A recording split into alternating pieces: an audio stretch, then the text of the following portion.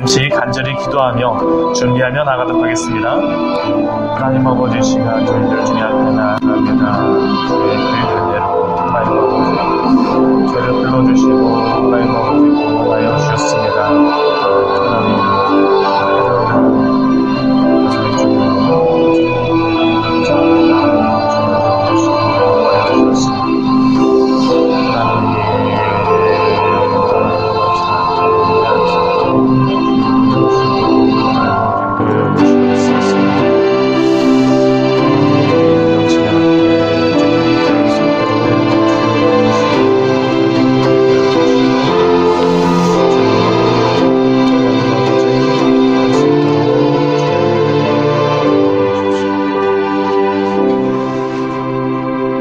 아버지께 참되게 예배하는 자들은 영과 진리로 예배할 때가 오나니 곧 이때라. 아버지께서는 자기에게 이렇게 예배하는 자들을 찾으시느니라. 하나님은 영이시니 예배하는 자가 영과 진리로 예배할지니라. 아멘. 다 같이 일어나셔서 우리 찬송가 10장 같이 찬양하도록 하겠습니다. 전능왕 오셔서 전능왕 오셔서 주 이름 찬송케 하옵소서. 영광과 권능의 성부여 오셔서 우리를 다스려 주옵소서. 강생한 성자여 오셔서 기도를 들으소서. 택하신 백성들 복 내려주시고 거룩한 마음을 주옵소서.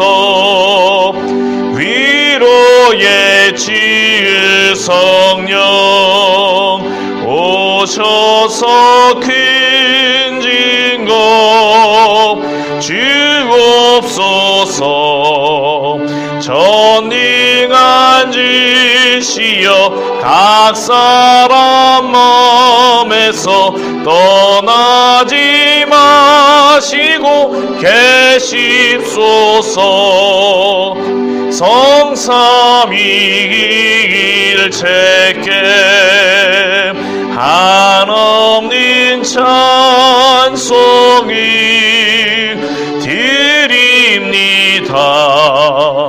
존귀한 주님을 영광 좀 되옵고 영원히 모시게 하옵소서.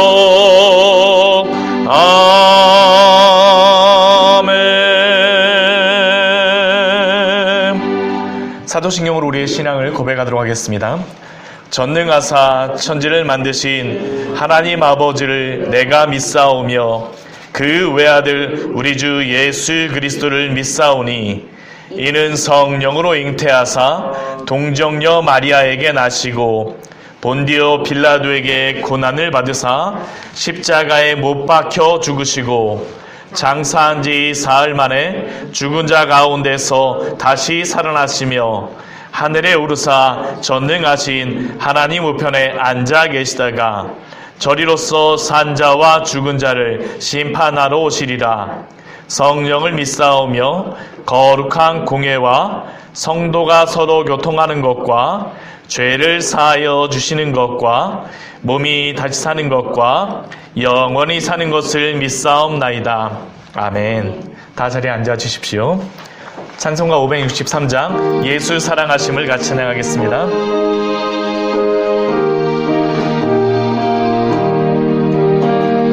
예수 사랑하심을 성경에서 배웠네. 우리들은 약하나 예수 권세 많도다. 날 사랑하심 날 사랑하심 날 사랑하심 성경에 쓰였네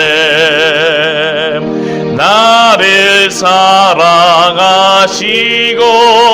나의 죄를 다 씻어 하늘 문을 여시고 들어가게 하시네 날 사랑하심 날 사랑하심 날 사랑하심 성경에 쓰였네 내가 연약할수록 더욱 귀히 여기사 높은 보좌 위에서 낮은 나를 보시네 날 사랑하심 날 사랑하심 날 사랑하심 성경에 쓰였네 세상 사는 동안에 나와 함께 하시고 세상 떠나가는 날 천국 가게 하소서 날 사랑하심 날 사랑하심 날 사랑하심 성경에 쓰였네 아멘. 이 시간은 찬송가 뒤에 교동문 이게 굉장히 앞으로 갔네요. 네, 벌써 준비해 놓고 있습니다. 교동문 우리 98번 같이 교도가도록 하겠습니다. 찬송가 뒤에 교동문 98번입니다.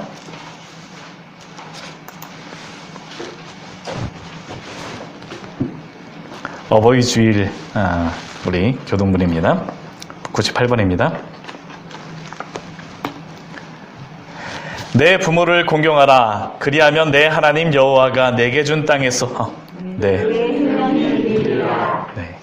내 아들아 내 아비의 훈계를 들으며 내 어미의 법을 떠나지 말라. 있는 내 머리에 아름다운 관이요 내 목에 감사드리리라.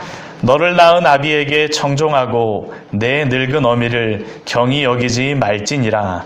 내 부모를 즐겁게 하며 너를 낳은 어미를 기쁘게 하라. 자녀들아 주 안에서 너희 부모에게 순종하라. 이것이 옳으니라. 내 아버지와 어머니를 공경하라. 이것은 약속이 천사의 명이니 이로써 내가 잘 알고 나니까 장수하리라. 아멘. 우리 하나님 앞에 우리 잠시 같이 참회와 감사의 기도를 드리며 나아가도록 하겠습니다. 저희 교회가 따로 어린이 주일이라든가 어버이 주일을 드리진 않지만 지금 가정의 주일로서 오늘 같이 말씀을 좀 나누려고 합니다. 우리가 하나님 앞에서 하나님을 사랑하는 것과 같이 우리의 삶 속에서 우리의 가정을 소중히 여기며 우리의 부모님을 공경하며 우리의 자녀들을 말씀으로 양육하는 우리가 삶을 살았습니까? 우리가 하나님 안에서 그러한 가정을 이루어가고 있습니까? 우리에게 주시는 그러한 말씀 그냥 우리에게 그냥 읽고 넘어가는 것이 아닙니다. 하나님 우리가 그렇게 살지 못하였다면 주님 당신의 그 말씀에 따라 우리가 살게 하여 주시고 순종하게 하여 주시옵소서. 참회의 기도를 드리기를 원합니다. 또한 그럼에도 불구하고 우리에게 날마다 인도하시는 그 주님을 향해서 감사의 기도를 드리며 또 주님 앞에 나아가도록 하겠습니다. 같이 기도하시겠습니다. 하나님 아버지 시간 주님 앞에 저희들 나아갑니다. 주여 당신의 그 은혜로 우리를 구원하여 주시고 우리를 불러주셨습니다. 하나님 당신의 하나님 아버지 그 은혜 안에서 저희들 나아가게 하여 주시옵소서. 당신의 그 말씀 안에서 우리가 설 수 있도록 주여 도우시고 하나님 아버지 인도하여 주십시오. 하나님 당신의 그 하나님 아버지 놀라운 은혜 당신의 그 말씀에 저희가 하나님의 시간 우리에게 길을 하나님 아버지 주장하여 주십시오. 우리를 인도하여 주시옵소서. 하나님 당신께서 우리에게 하나님 아버지 인도하여 주시고 하나님 당신께서 하나님 우리의 마음을 주장하여 주셔서 하나님 인도하여 주시고 하나님 당신의 그 영광과 하나님 은혜를 볼 수 있도록 주여 도우시고 하나님 아버지 인도하여 주시기 바랍니다. 특별히 오늘은 성인들로 주님 말씀 나누려고 합니다. 주여 이 말씀을 통하여서 하나님 당신 앞에 저희가 하나님 아버지 귀한 성도들의 삶을 들어볼 수 있는 귀한 시간 될 수 있도록 주여 도우시고 하나님 아버지 인도하여 주시옵소서.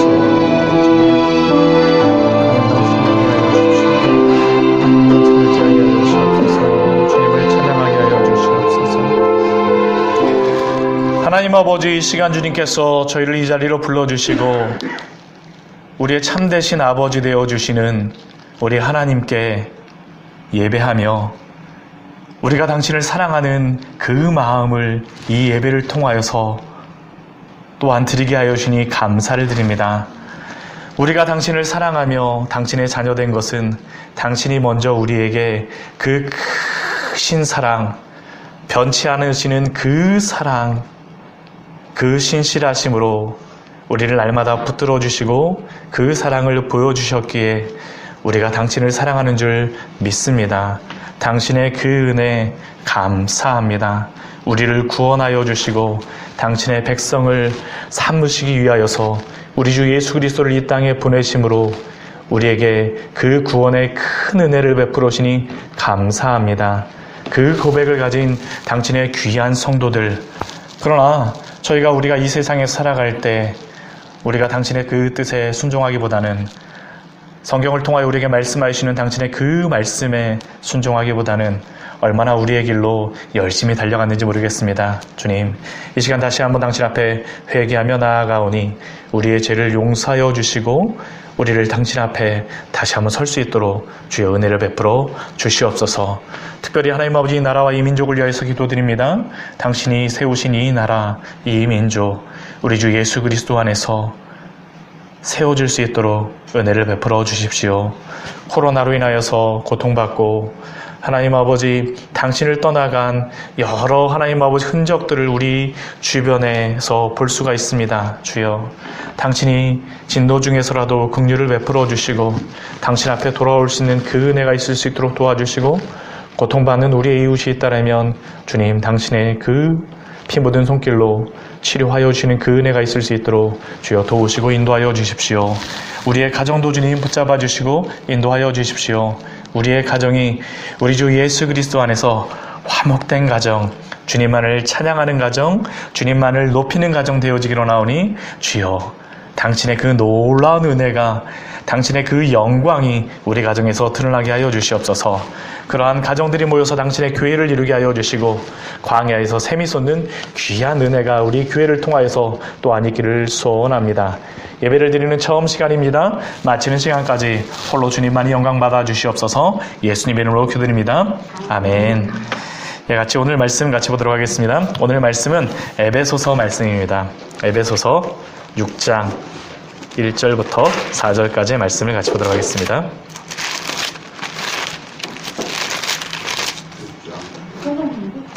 네. 에베소서 6장 1절 말씀서부터 4절까지의 말씀입니다.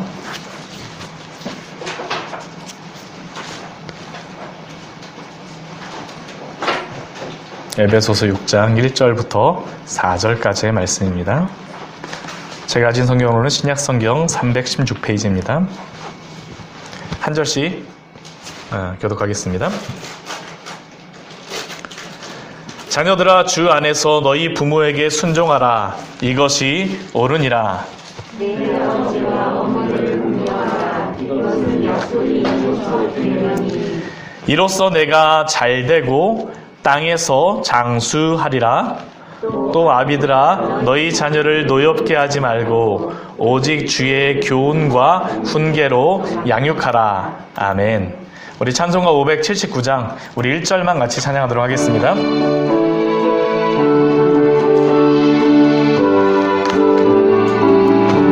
579장 179장입니다. 어머니의 넓은 사랑 귀하고도 귀하다. 그 사랑이 언제든지 나를 감싸줍니다. 내가 울 때 어머니는 주께 기도드리고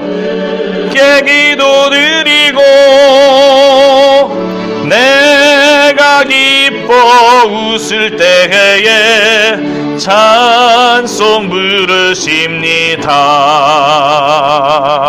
아멘. 하나님 아버지, 이 시간 당신의 말씀을 가지고 나누려고 합니다.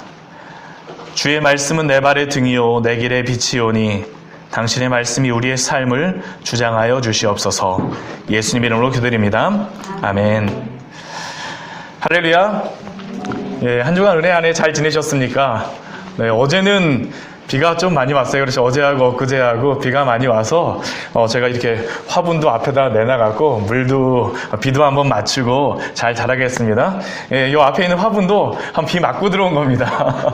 너무 비를 많이 맞았더니만 이게 좀 약간 좀 솎아줄 거는 솎아줬습니다. 그래서 우리가 이렇게 봄이 오고 5월이 되고 그러게 되면 식물도 자라나고 또 여러 가지 이렇게 생동감 있는 것들을 볼 때 참 감사한 마음이 듭니다. 또 그것뿐만 아니라 우리의 가정을 볼 때에도 참 감사하죠. 그렇죠? 우리의 자녀들이 자라고 평안한 그러한 모습들을 볼 때 하나님의 그 은혜구나라는 그런 생각들을 하게 됩니다. 5월은 가정의 달이라고 이야기를 하면서 어린이의 날도 5월 5일 날 있었고요. 그렇죠? 5월 8일 날은 어버이의 날, 또 5월 21일 날은 혹시 무슨 달인지 아세요?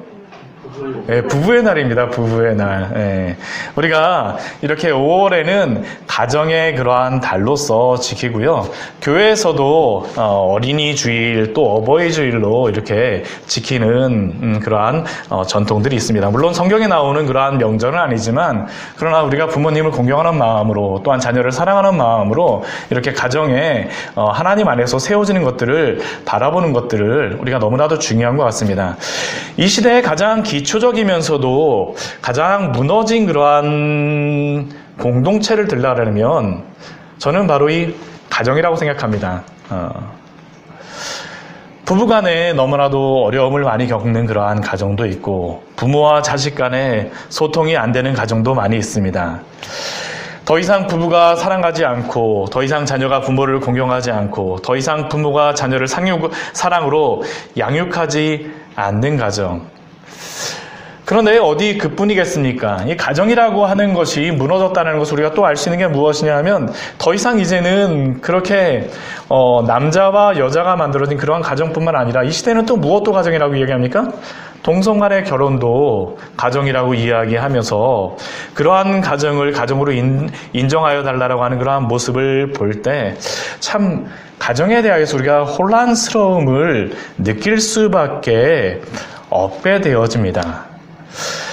반면 이 시대에 행복하다라고 하는 그 가정의 모습들도 우리가 몇 가지 이렇게 카테고리로 다 이렇게 이야기하기도 하죠. 예전에 미국에서 사람들은 집이 있고요. 그리고 3명의 자녀를 두고 차가 이렇게 집집마다 있게 되면 행복한 가정이라고 소득 수준이 어느 정도 되면 행복한 가정이라고 이야기를 합니다. 우리나라도 그러한 모습들을 이야기하죠. 어느 정도 소득은 이상해야 되고 집은 몇 평이어야 되고 자녀는 몇 명이어야 되고 이것뿐만 아니라 요즘에는 1년의 여행은 몇 번 정도는 가야지 행복하다라고 이야기하고 특히 해외여행 같은 것 가게 되고 또 요즘에는 캠핑을 많이 하다 보니까 캠핑을 가야지 또 행복한 가정이다라고 이야기를 합니다. 그러나 우리가 이러한 객관적인 지표가 갖추어졌다라고 해서 정말 그 가정이 행복한 가정일까라고 질문을 해보게 되면 그거는 퀘스천 마크죠. 또 우리가 그냥 세상에서 말하는 행복한 가정일 뿐만 아니라 우리는 그리스도인들이기 때문에 참된 그리스도인들이 이루어야 되는 그 가정이 어떠한 것인가라는 것들을 생각해 볼 때 세상에서 말하는 그러한 보여지는 그러한 객관적인 지표를 가지고 행복한 가정이라고 말할 수도 없습니다.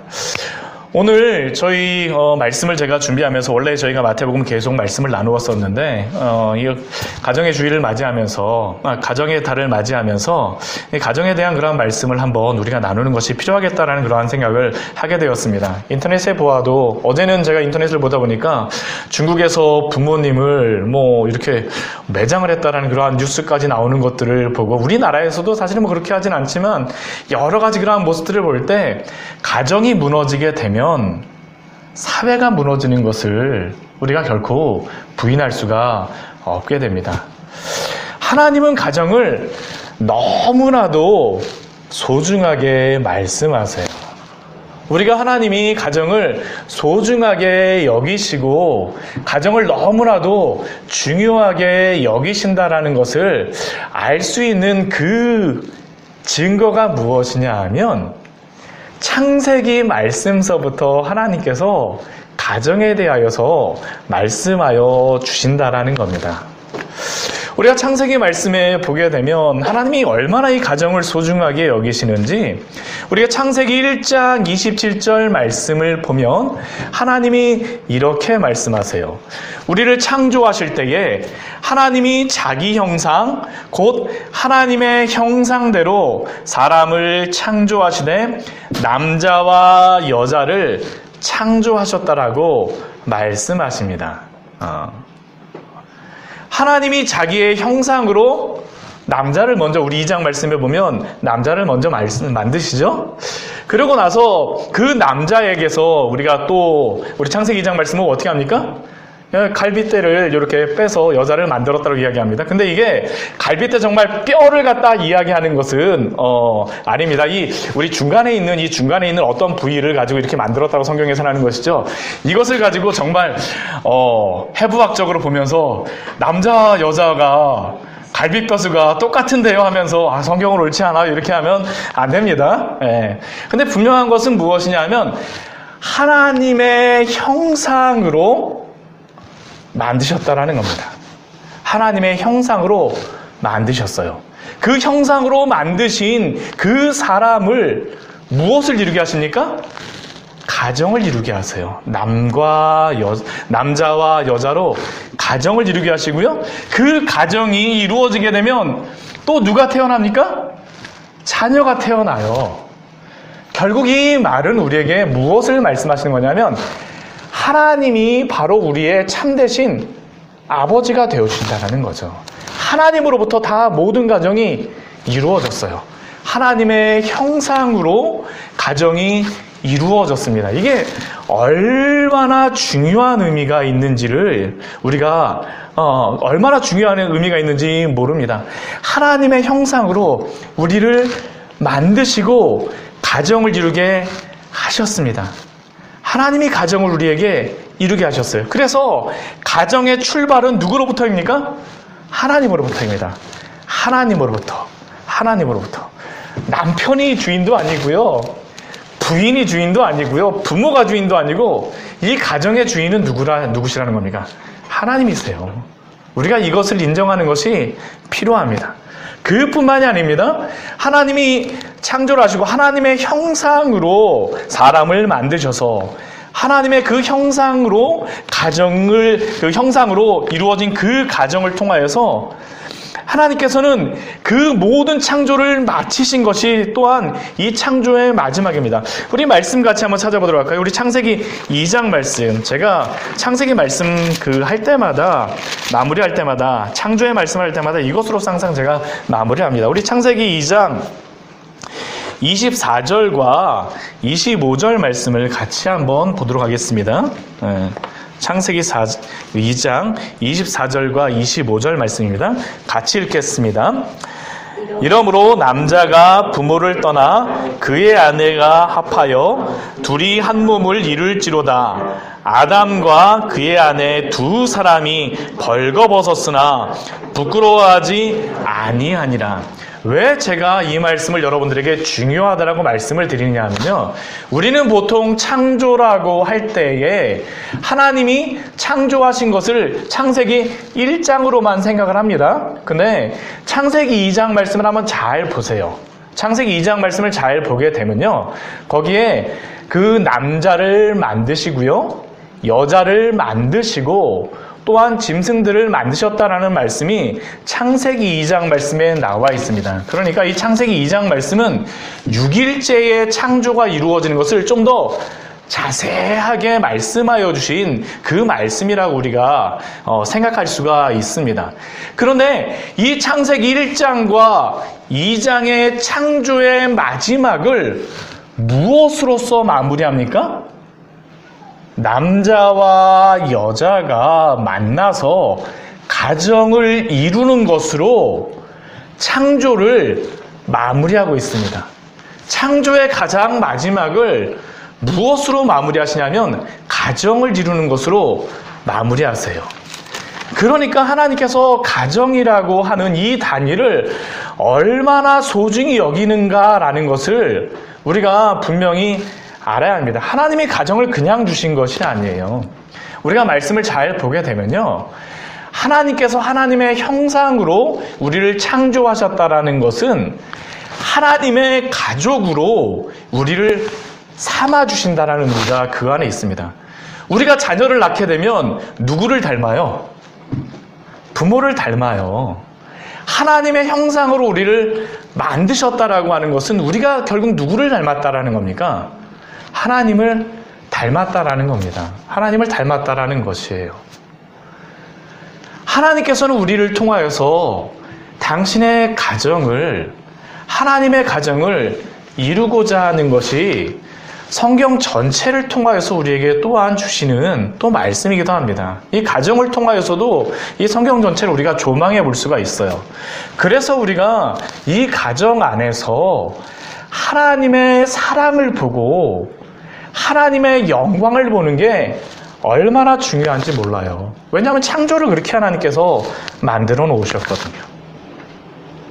창조의 우리가 그래서 행복한 가정을 이룬다라는 것은 하나님이 창조하신 그 모든 그러한 그 창조의 섭리에 순응하고 순종한다라는 것이 바로 여기에 나와 있습니다. 이게 바로 우리의 가정의 기초가 되고 근본이 되죠.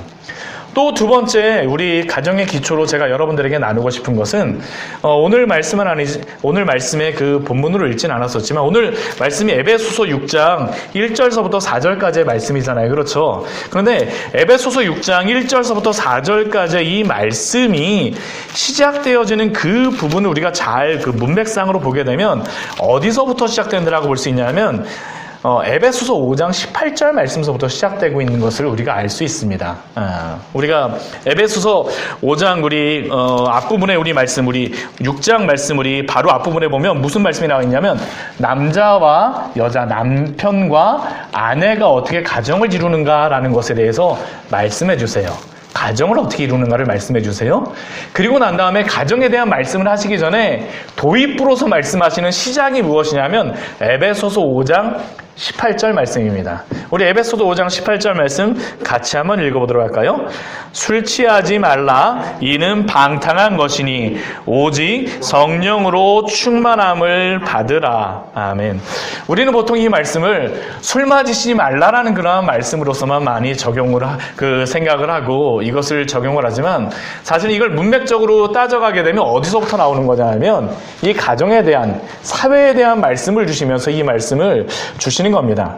왜 이게 필요하냐 하면 우리가 사회를 이루고 가정을 이룬다라고 할 때 특히 이 에베소서 5장에서 우리 18절 이후의 말씀에서 이루어지는 사회와 가정은 어떠한 가정일까요?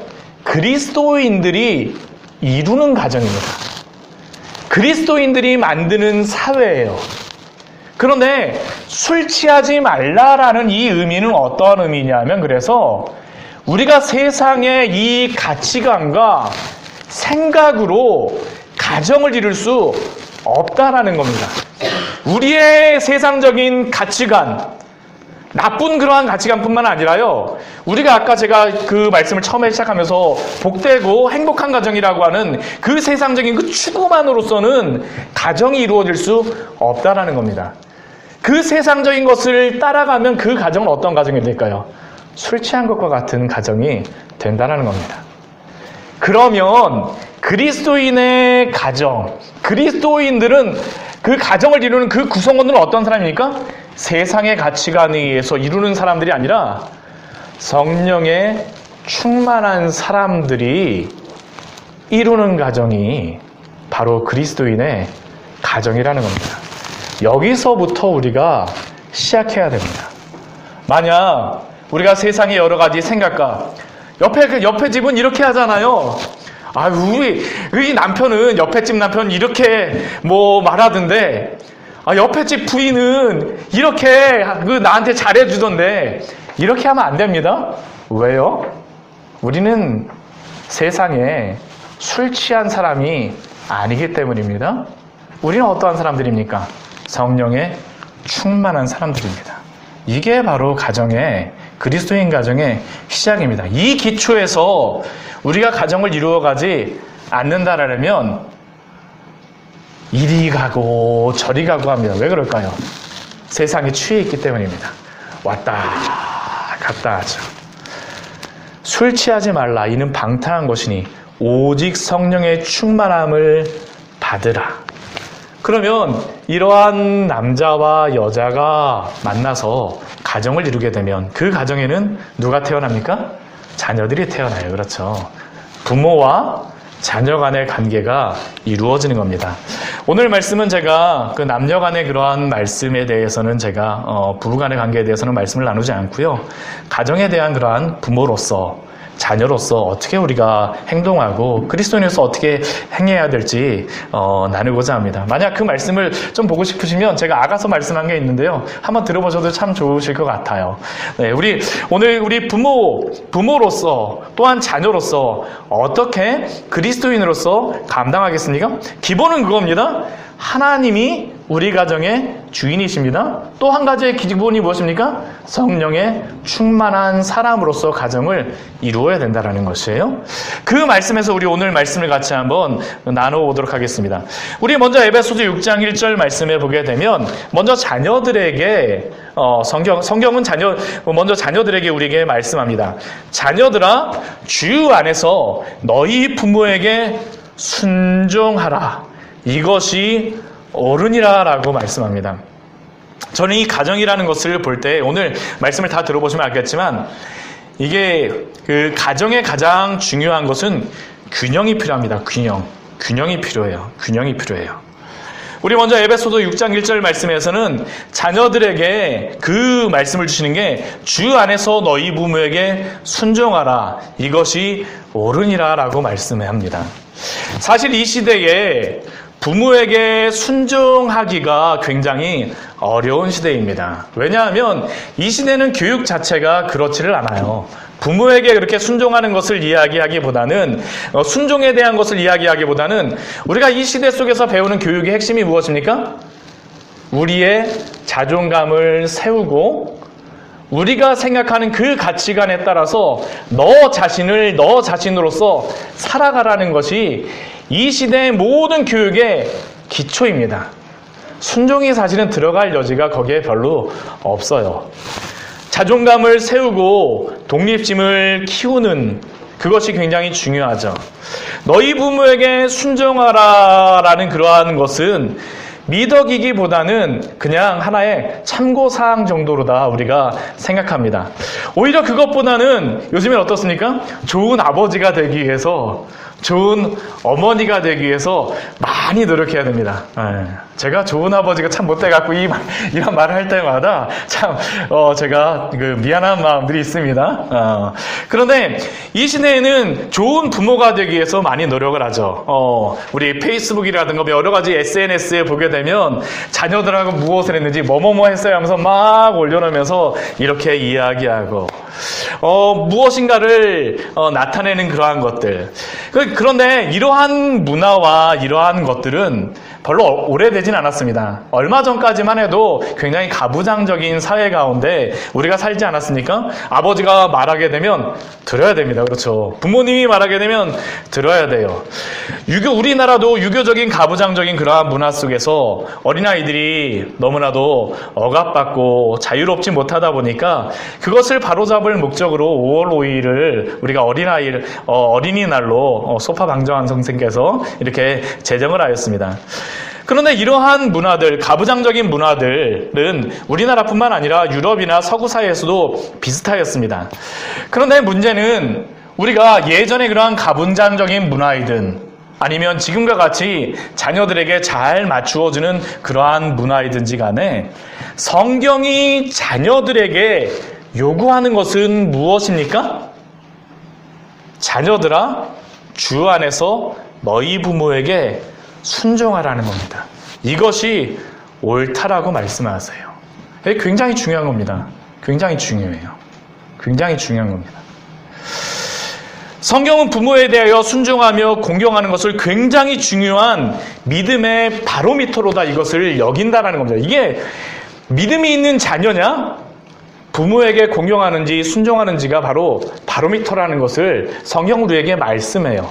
우리 말씀 한번 찾아볼까요? 우리 로마서 말씀 같이 한번 찾아보도록 하겠습니다. 로마서 우리 1장 말씀 같이 한번 찾아보도록 할게요. 우리 그 앞에 사도행전 로마서죠. 우리 로마서 우리 1장 말씀에 보게 되면 로마서 1장 18절 말씀을 보면 이렇게 시작합니다. 제가 읽겠습니다.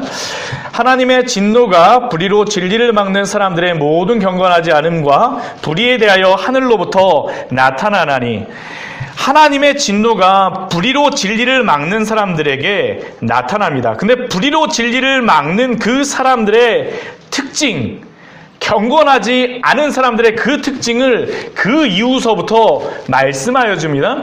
28절 말씀을 보면 이렇게 말씀하고 있어요. 그러한 사람들의 특징이 무엇이냐면 그들의 마음에 하나님 두기를 싫어하며 하나님께서 그들을 상실한 마음대로 내버려 두사 합당하지 못한 일을 하게 하셨으니 하나님을 두기를 싫어해요. 그러니까 그 마음속에서 죄된 그러한 모습들이 나타나겠죠. 불의한 사람들입니다. 이 불의한 사람들의 모습이 나타나요. 그 사람들의 특징이 무엇입니까? 우리 29절 30절 말씀 같이 한번 읽겠습니다. 곧 모든 불의, 추악, 탐욕, 악의가 가득한 자요 시기, 살인, 분쟁, 사기, 악독이 가득한 자요 수근수근하는 자요 비방하는 자요 하나님께서 미워하시는 자요 능욕하는 자요 교만한 자요 자랑하는 자요 악을 도모하는 자요 부모를 거역하는 자요. 로마서 말씀에서 우리에게 분명히 말씀하죠.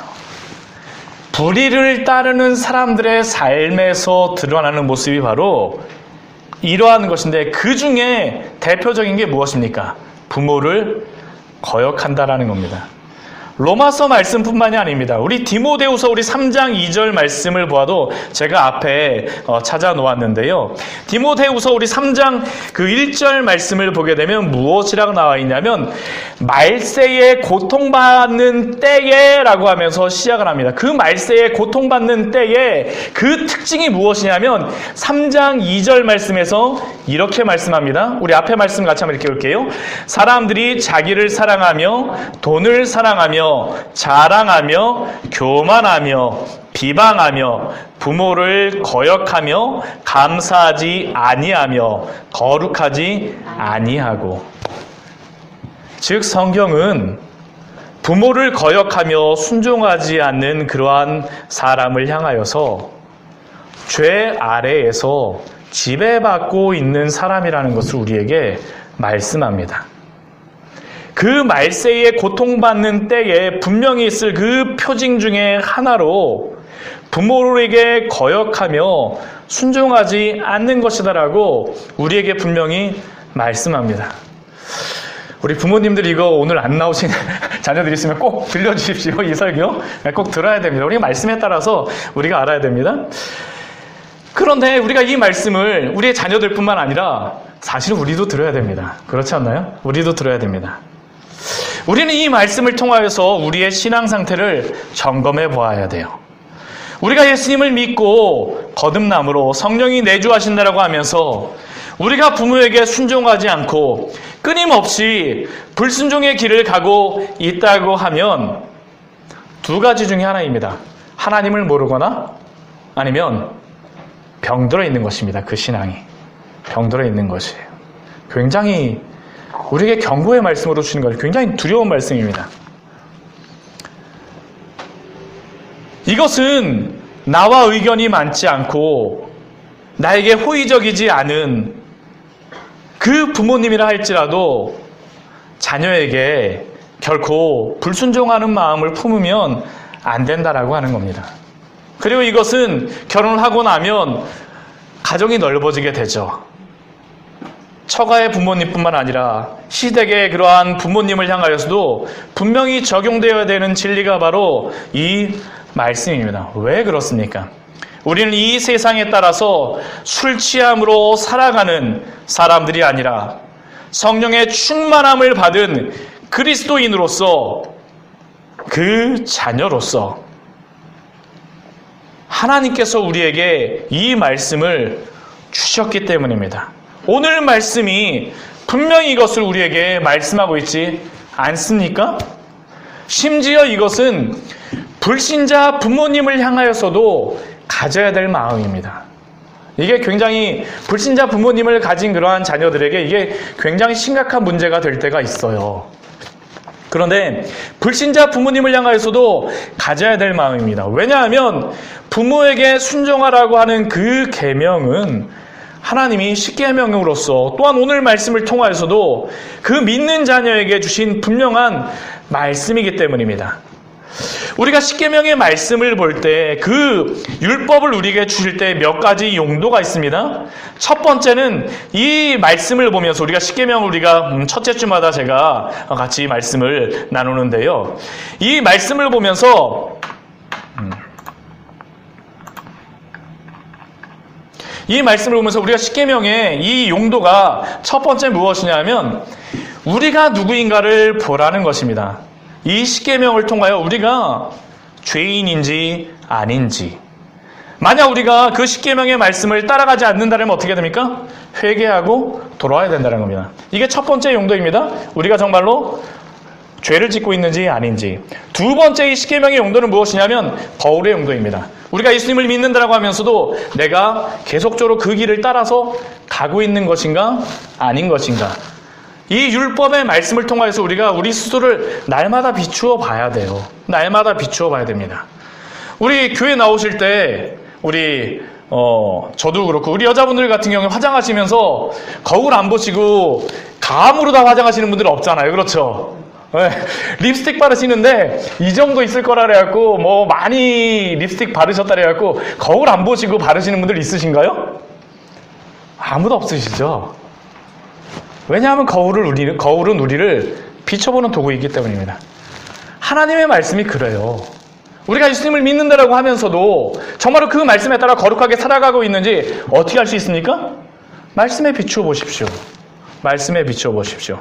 세 번째는 그 율법의 말씀은 우리로 하여금 믿는 성도로 하여금 그 안에서 살게 하는 것입니다. 살게 하는 것이에요. 살게 하는 것입니다.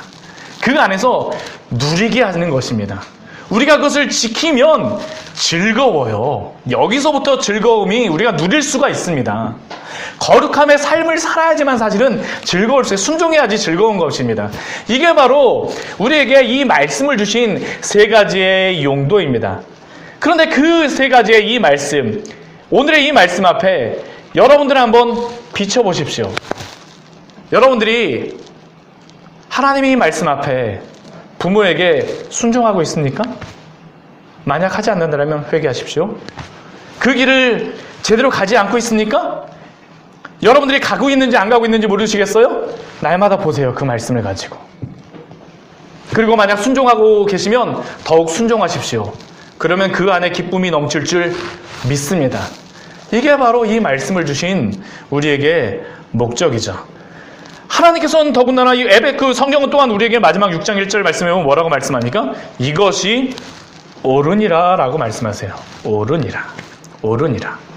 우리가 옳은 길을 가게 되면요, 마음이 너무나도 평안해요. 너무나도 평안합니다. 예전에 제가 어디 멀리 가갖고 모르는 지역에 가갖고 운전을 막 하고선 가는데 막 처음에 운전할 때는 기분이 너무 좋았어요. 어우, 잘 모르는 지역 이렇게 경치도 좋은데 막 운전하고 하니까 참 기분이 좋다 그러는데 한 몇 킬로 정도를 가다 보니까 제가 깨닫게 됐습니다.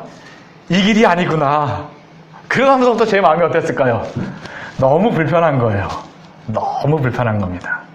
옳은 길을 가면 우리의 마음이 참 기쁘고 즐겁지만 여행이 되지만 옳지 않은 길을 가면 어떨까 할까요? 너무 불안해요. 즐겁지 않습니다.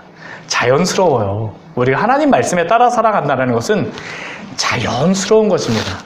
하나님의 형상으로 우리를 만드셨다라고 말씀하시고 그 율법을 우리에게 주신 것은 그 길을 따라갈 때 우리의 마음이 어떨까요?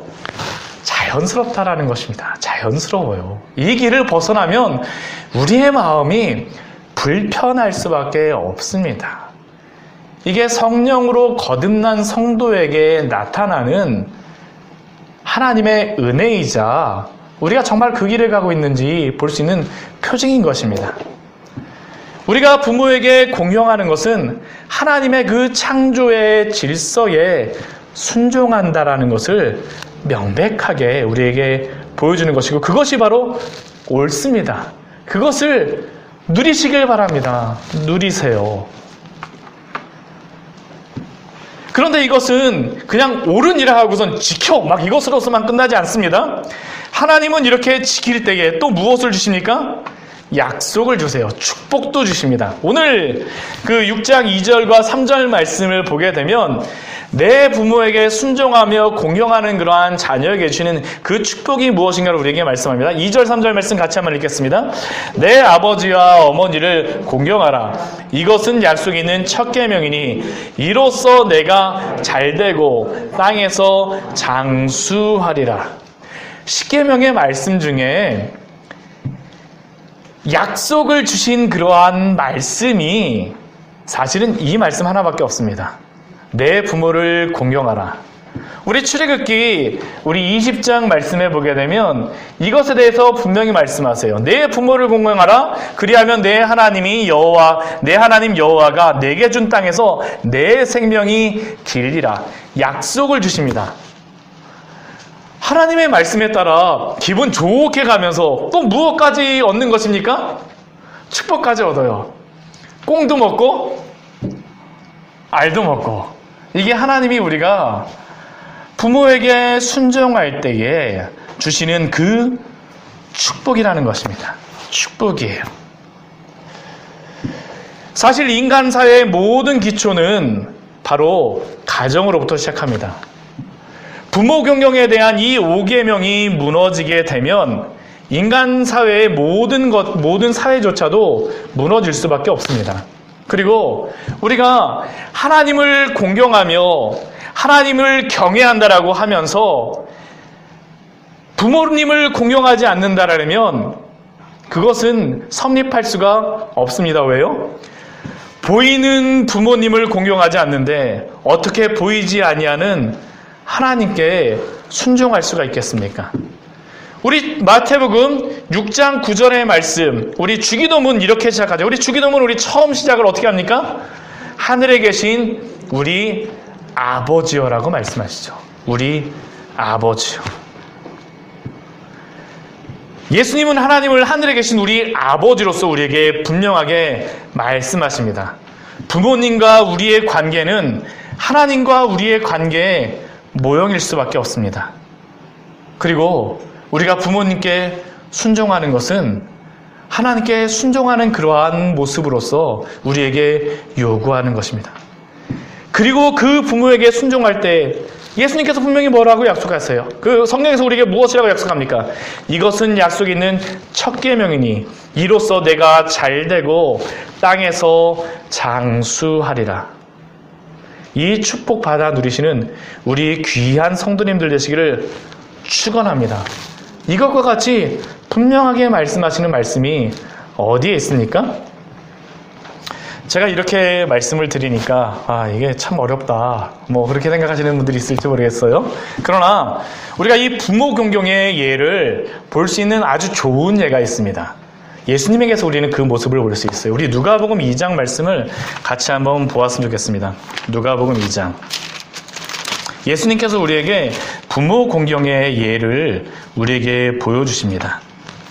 우리 누가복음 2장 말씀에 보게 되면요, 어떤 누가복음 우리 2장 우리 41절서부터 우리 뒤에까지의 말씀을 보게 되면 무슨 말씀이 나오냐면, 이스라엘 사람들, 유대인들은 해마다 6월절이 되면 예루살렘으로 올라갑니다. 무조건 예루살렘에 올라가요. 예수님도 그 나사렛에서 6월절이 되셨을 때 예루살렘으로 올라가셨습니다. 근데 문제는 무엇이냐면 이 6월절의 명절이 다 마치고 난 다음에 마리아와 또한 요셉, 그 예수님의 모든 가족들은 다 나사렛으로 내려갔어요.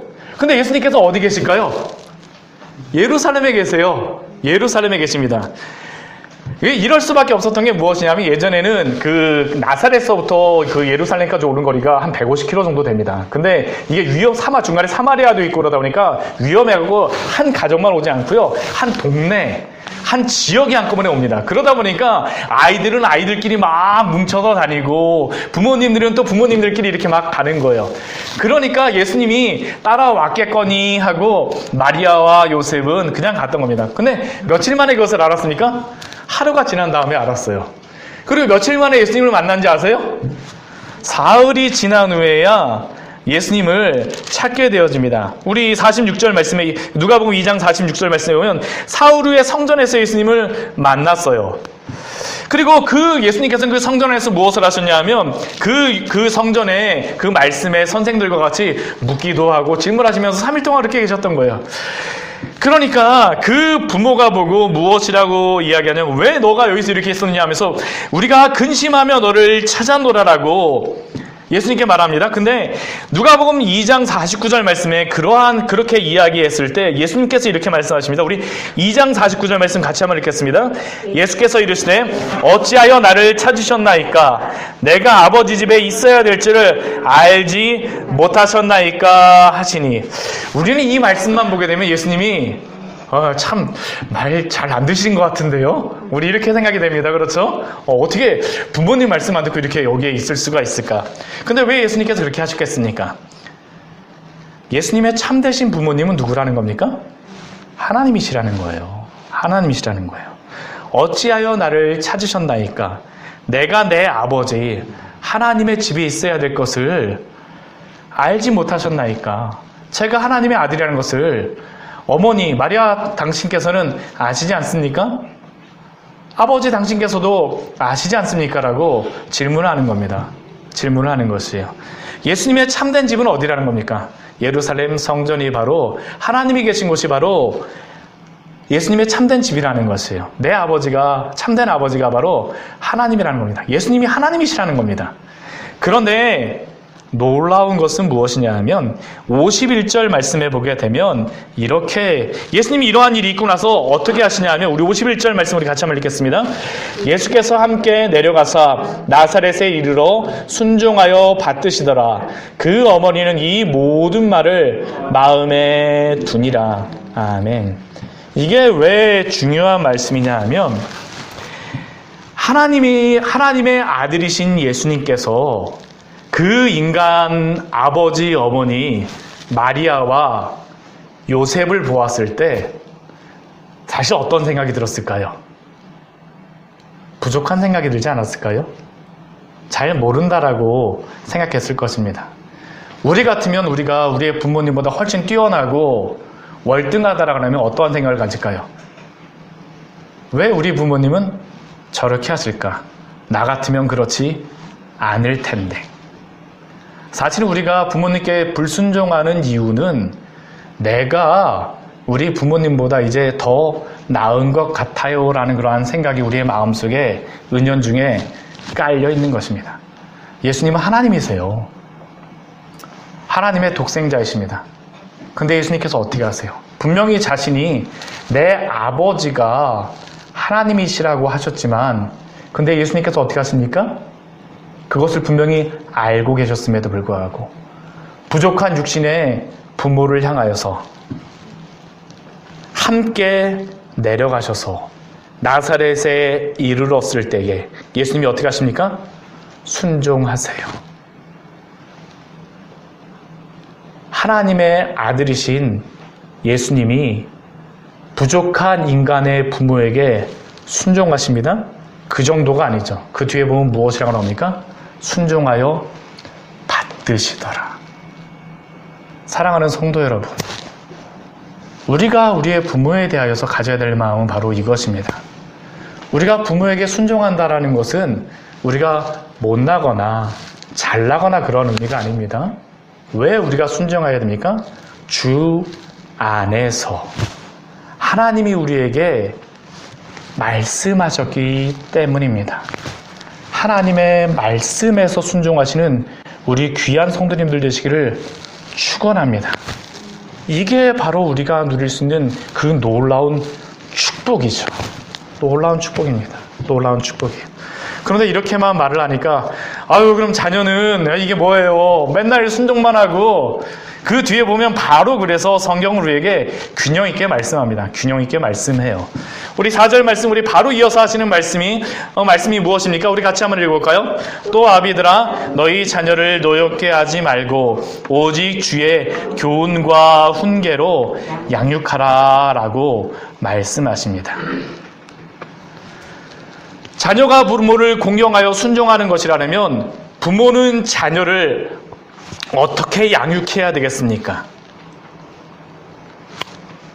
오늘 이 말씀입니다. 이스라엘에서는 이 시대만 해도 무조건 자녀는 부모에게 순종해야 됩니다. 이 말을 안 해도 무조건 순종해야 돼요. 무조건 순종해야 되는 시대입니다. 이 시대는. 순종하지 않으면 큰일 납니다. 심지어는 돌로 치라는 그런 말씀까지 레위기 말씀에 보면 나와 있어요. 부모에게 함부로 하게 되면. 그런데 그럼에도 불구하고 그 시대 속에서 무엇이라고 말씀하십니까? 또 아비들아 너희 자녀를 노엽게 하지 말고. 100세가 넘은 아브라함이 이삭을 그냥 제단에 묶는 것은 이삭이 그냥 순종하는 것만 아닙니다. 아브라함의 아버지의 권위가 그렇게 강했다는 겁니다. 그 시대 속에서 부모에게 명령하세요. 뭐라고요? 아비들아 너희의 자녀를 노엽게 하지 말며. 이게 자녀를 키울 때 첫 번째 원칙입니다. 이것은 다른 것이 아닙니다. 우리가 에베소 5장 18절 말씀에서도 무엇이라고 말씀했습니까? 술 취하지 말라 이는 방탕한 것이니 오직 성령의 충만함을 받으라. 우리가 술 취하게 되고 세상에 그러한 방법을 하게 되면 부모들이 실수하는 것이 무엇입니까? 내 자녀가 노엽게 한다는 것은 자녀가 잘못했기 때문에 훈계하는 것입니다. 근데 이 훈계할 때 부모가 잘못하는 그러한 큰 잘못 중에 하나가 무엇입니까? 저도 사실은 여기에 많이 제가 하고 나서도 굉장히 많이 회개가 될 때가 많습니다. 그게 무엇이냐면 부모의 분노를 절제를 하지 못합니다. 꼭 술 취한 것 같아요. 근데 우리에게 무엇이라고 말씀하세요? 술 취하지 말라 이는 방탕한 것이니 오직 성령의 충만함을 받으라. 절제함으로 하나님의 자녀들을 양육하라는 겁니다. 성령의 충만함으로. 우리 디모데후서 1장 7절 말씀으로 이렇게 말씀합니다. 하나님이 우리에게 주신 것은 두려워하는 마음이 아니요 오직 능력과 사랑과 절제하는 마음이니. 능력과 사랑과 절제하는 마음이니. 사랑하는 마음으로 감당할 때에 절제함이 분명 있어야 된다는 겁니다. 우리 고린도전서 말씀도 그렇죠. 우리 13장 말씀에 우리 사랑장을 보아도 그렇습니다. 시작이 이렇게 됩니다. 13장 4절 말씀에 사랑은 오래 참고 사랑은 온유하며 인내로서 시작합니다. 그 사랑에 대해서 마지막에 우리 13장 7절 말씀 보면 이렇게 끝냅니다. 모든 것을 참으며 모든 것을 믿으며 모든 것을 바라며 모든 것을 견디느니라. 이 시대 속에서 아비들에게 너희 자녀를 노엽게 하지 말라라고 하는 것은 부모에게 엄청난 명령을 하는 겁니다. 마음대로 하지 말라라는 것이에요. 왜 그렇습니까? 주님의 자녀이기 때문입니다. 주님의 자녀이기 때문에 절제하며 자녀를 양육하시기 바랍니다. 이게 바로 우리에게 필요한 것이 아니겠습니까? 우리의 분노가 아니라 절제함으로 절제된 사랑으로 자녀를 대하여 주십시오. 그러나 무조건 절제한다라 해갖고 인내하고 참는 것만이 능사는 아닙니다. 훈계할 때는 훈계해야 됩니다. 그러면 그 훈계하는 그것이 무엇입니까? 그게 바로 4절 후 뒤에 나오는 말씀이죠. 오직 주의 교훈과 훈계로 양육하라라고 말씀하세요. 기준이 있어야 된다는 겁니다. 그 기준이 무엇입니까? 하나님의 말씀입니다. 자녀가 잘못되는 그 이유 중에 한 가지가 무엇이에요? 부모님 마음이 왔다 갔다 해요. 기분이 좋을 때는 잘못했음에도 불구하고 아이고 내 새끼 그럴 수도 있지 하면서 그냥 엉덩이 툭툭 쳐주다가 기분이 나쁘게 되면 어떻습니까? 별로 잘못한 것 같지 않은데도 불구하고 엄청나게 막 혼내는 것이에요. 기준이 없다라는 겁니다. 기준이. 그런데 오늘 말씀에서 무엇이라고 말씀하십니까? 오직 주의 교훈과 훈계로 양육하라고 말씀하세요. 주의 계명을 따라 그것을 기준으로 양육하라고 말씀하시는 겁니다. 우리 디모데후서 우리 3장 15절과 17절 말씀은 우리에게 분명히 말씀하시죠. 우리 이 말씀 읽고 우리 말씀 마치도록 하겠습니다. 우리 디모데후서 우리 3장 15절에서 17절까지의 말씀입니다.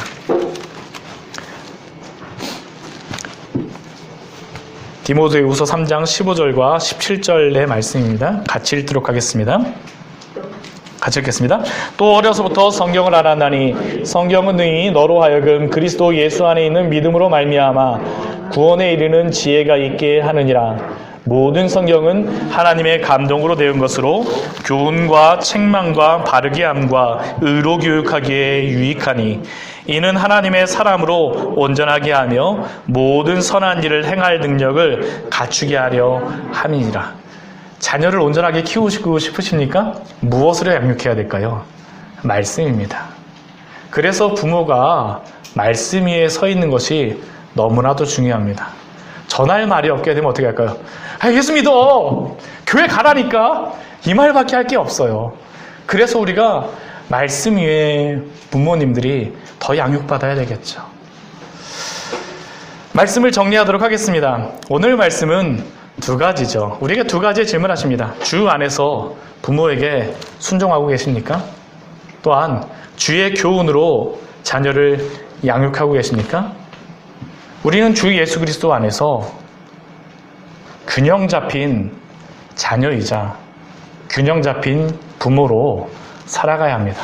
이것이 바로 가정을 통하여서 하나님의 그 놀라운 은혜를 베푸시기를 원하는 그 말씀인 줄 믿습니다. 이 은혜 가운데에 날마다 아름다운 가정 이루신 우리 귀한 우리 성도님들 가정 되어지기를 축원합니다. 같이 기도하도록 하겠습니다. 우리 같이 기도할 때에요. 우리가 정말로 저도 이 말씀을 준비하면서 항상 제가 많이 말씀을 준비할 때마다 저한테 사실은 많이 마음이 아픕니다. 이 말씀 앞에 제가 서 있지 못하다라는 것이 항상 저를 아프게 합니다. 제가 여기서 기도할 때마다 그 마음이 항상 그거예요. 하나님, 저 너무 부족한데 어떻게 해요? 라는 게 사실 저의 기도의 제목입니다. 이 말씀을 가지고도 사실은 이 기도가 나올 수밖에 없습니다. 전 저뿐만이 아니라고 생각합니다. 여기에 앉아 계신 모든 분들도 이 말씀 앞에 우리가 정말로 서 있는가라는 것들을 우리가 한번 점검했으면 좋겠습니다. 하나님, 우리가 순종하지 않았으면 회개하고 돌아오면 됩니다. 우리가 그 길을 잘 보지 않았으면 이제 보면 되고요. 그 안에 살면서 누리면 되는 것입니다. 하나님, 우리에게 오늘 부모 경경에 대한 그러한 말씀, 순종에 대한 말씀과 자녀를 믿음 안에서, 말씀 안에서 양육하는 말씀을 우리에게 주셨는데 지금부터라도 제가 하겠습니다. 지금부터라도 이 말씀에 따라서 살아가겠습니다. 또한 이 은혜를 우리의 가정에 허락하여 주시옵소서. 우리 잠시 같이 기도하며 나가도록 하겠습니다. 같이 기도하시겠습니다. 하나님 아버지, 주님, 이 말씀 하나님 아버지 너무나도 하나님 아버지 그렇고 연약합니다. 제가 하나님 아버지 말씀 앞에 서는 것이 얼마나 하나님 아버지 두려운 말씀인지 모르겠습니다. 하나님, 우리의 신앙을 점검할 수 있는 이 귀한 말씀을 주시니 감사를 드립니다. 말씀으로 양육하며 당신 이름으로 가는 아름다운 인생을 이룰 수 있도록 주여 도우시고 하나님 아버지 인도하여 주시옵소서. 우리의 가정 주여 도와주시고 원하신 가정 하나님 아버지 지켜주시고 하나님 세상을 수 있도록 주여 도우시고 하나님 아버지 인도하여 주시옵소서. 하나님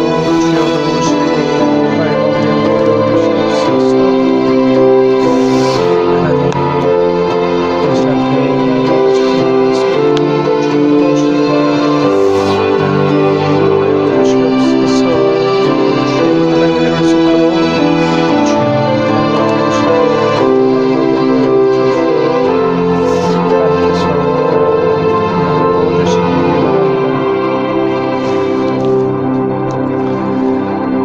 하나님, 오늘도 당신의 말씀 앞에 우리는 섰습니다.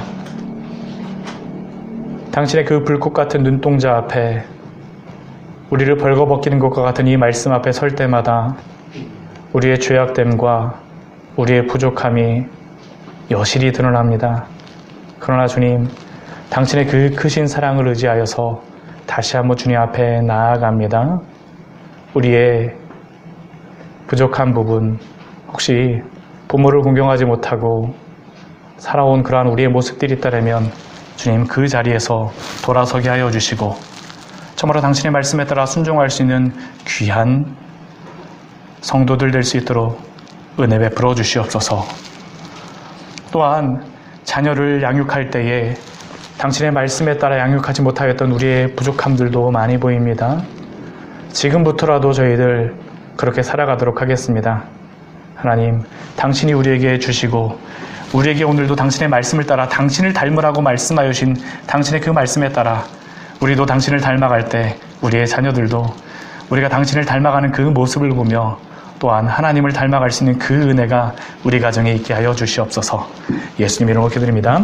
아멘. 예, 같이 우리 찬송가 우리 559장 우리 같이 부르도록 하겠습니다. 사철의 봄바람 불어있고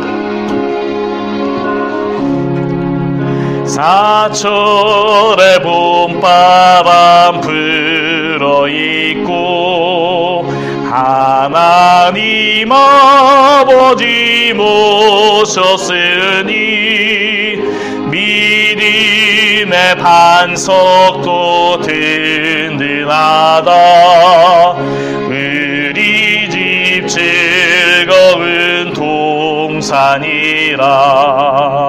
고마워라 임마누엘 예수만 섬기는 우리 집. 고마워라 임마누엘 복되고 즐거운 하루하루. 어버이 우리를 고이시고 동기들 사랑에 뭉쳐있고 기쁨과 소름도 같이 하니 한간의 조가도 천국이라. 고마워라 임마누엘 예수만 섬기는 우리 집. 고마워라 임마누엘 복되고 즐거운 하루하루. 아침과 저녁에 수고하여 다같이 일하는 온 식구가 한 상에 들러서 먹고 마셔. 여기가 우리의 나 낙원이라 고마워라 임마누엘 예수만 섬기리지 고마워라 임마누엘 복되고 즐거운 하루하루 같이 기도하도록 하겠습니다. 하나님, 저희가 당신의 전에 나올 때에 우리의 참 아버지 되어주시는 당신이 베풀어주신 그 은혜에 감사하여 이 예물을 가지고 나와왔습니다. 우리에게 귀한 가정을 주시고 공경할 수 있는 부모님을 주시고 또한 사랑할 수 있는 자녀를 주시고 형제와 자매를 허락하여 주시니 감사를 드립니다. 우리의 가정이 믿음의 가정이 되어지게 하여 주시고 성령의 충만함으로 말미암아 세상 속에서 하나님의 사랑과 그 놀라운 영광이 드러날 수 있도록 우리의 가정을 세워주시고 인도하여 주시고 그러한 축복을 허락하여 주시옵소서. 또한 그 물질과 또한 사업과 직장과 일터에도 주님 축복하여 주셔서 하는 그러한 모든 일마다 당신이 열어주시는 그 형통함들도 맛볼 수 있도록 주여 그 모든 일들을 형통케 하여 주시고 축복하여 주시옵소서. 예수님의 이름으로 기도드립니다. 아멘. 예, 오늘 광고하도록 하겠습니다. 예배에 참석하신 모든 성도님들을 주 안에서 환영하고 축복합니다. 오늘은 특별히 우리 군대에 갔던 우리 백이준 우리 군이 오늘 휴가를 잠깐 나왔습니다. 우리 박수 우리 잘 왔습니다. 키가 너무 커갖고요. 앉아서 인사해도 다 보실 수 있죠? 네, 만나서 너무나도 반갑습니다. 우리 요즘에 코로나 때문에 휴가를 못 나오다가 몇 달 만에 지금 나오게 됐습니다. 네, 만나서 반갑고요. 우리 5월 17일 날 세례식이 있습니다. 우리 다음 주입니다. 우리 송경선 선생님께서 우리 세례 받으시는데요. 아까 제가 세례식이 준비해 놓은 거 보셨죠? 미리 벌써 만들어 놨습니다. 다 기도하시고 우리 은혜 가운데 잘 준비될 수 있도록 우리 기도하여 주십시오. 또 우리 두 번째는요, 우리 교회 설립이 노회에서 허가되고 설립이 완료되었습니다. 문서상으로나 형식적으로는 다 마무리 되어진 겁니다. 요번에 가서 저희 설립 예배를 드리는 것을 잠깐 이야기를 하였는데요. 그 부분에 대해서는 나중에 우리 운영회의에서 결정을 하고 언제 할지 말씀드리도록 하겠습니다. 특별히 교회가 설립이 되어졌는데 복음 전파의 사명 잘 감당하는 거룩한 교회로 부흥할 수 있도록 기도해 주십시오. 네. 우리 세 번째 광고는 우리 인터넷 성경 필사를 완료하였습니다. 예, 우리 선물도 우리 준비하였습니다. 우리 오늘 다 완료하신 우리 분들 나오시면 우리 선물 우리 같이 증정하도록 하겠습니다. 이 시간 우리 선물 증정식을 우리 하도록 하겠습니다. 우리 김미수 집사님 오늘 못 나오셨죠? 우리 권여정 성도님, 우리 권은정 사모님, 우리 이혜경 의사님 다 읽으셨죠? 우리 나오시기 바랍니다. 네, 나오시면 선물 증정하도록 하겠습니다.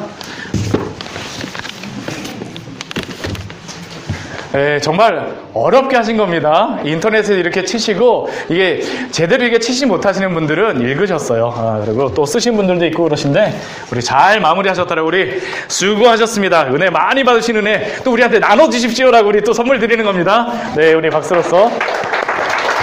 네, 아이고.